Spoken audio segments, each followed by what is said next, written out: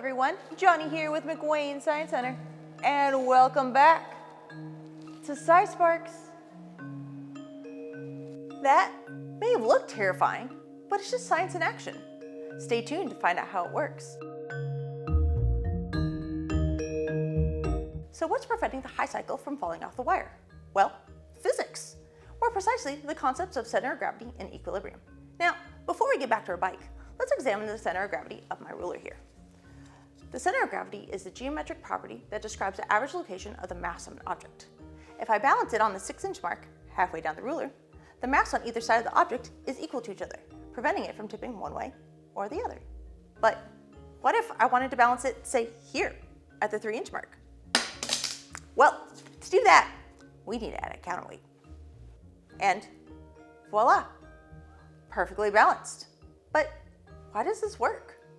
Turns out, two things affect how an object is balanced: downward force and its distance from the pivot point, or the point around which the object spins. When you take them both together, you get something called a moment.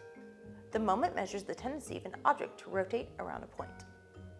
We can change our moment one of two ways, either by changing the mass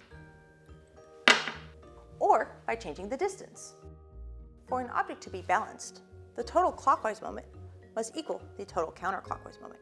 Now let's re-examine our high cycle. But first, seatbelts everyone.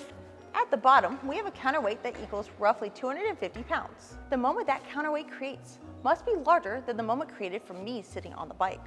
Or we might just flip. Balance can be a delicate thing, so it might be a bad idea to rock the boat, or bike, right?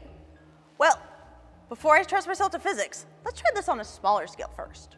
This balancing bird works by using the mass at the tips of its wings to shift the center of gravity to a point directly below its beak. This creates a state of stable equilibrium, where the bird will always try to return to its balanced position. These motions may be small or really big. Just like the balancing bird, the high cycle will bring me back to a state of stable equilibrium.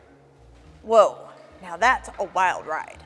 Now, everyone, take a moment to test out these cool physics concepts at home. Or join us at the McWane Science Center and ride the high cycle for yourselves.